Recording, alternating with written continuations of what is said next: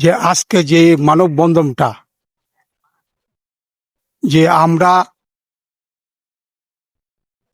এই উসুর সাথে প্রথম থেকে আমরা জড়িত, যাই আজকে যে অ্যাটক কমিটি যাকে বানায় দিয়েছে তার বিষয় আপনারা জানেন যে এই আজকে তার বিষয় যে দিল্লা হাসান দিলু, সে একজন নারী কেলেঙ্কারি, সে এই উসু ফেডারেশন থাকতে পারে না। আমরা এমন একটা সচ্ছল একটা ক্রীড়ামন্ত্রী পেয়েছি, প্রতিমন্ত্রী। উনি উনি আমাদের জন্য, আমাদের ক্রীড়া অঙ্গনের জন্য অনেক, তার কথা কি বলবো, আমরা আরো ভাগ্যবান যে উনি এমন একটা ক্রীড়ামন্ত্রী পেয়েছি।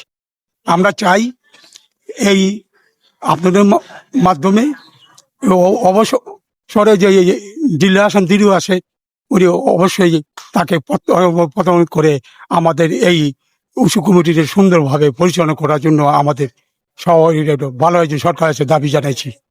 নারী কেলেঙ্কারির দায়ে বহিষ্কৃত, জাতীয় ক্রীড়া পরিষদ থেকে বহিষ্কৃত জনাব দিলদার হাসান দিলু, সাধারণ সম্পাদক বাংলাদেশ উশু ফেডারেশন।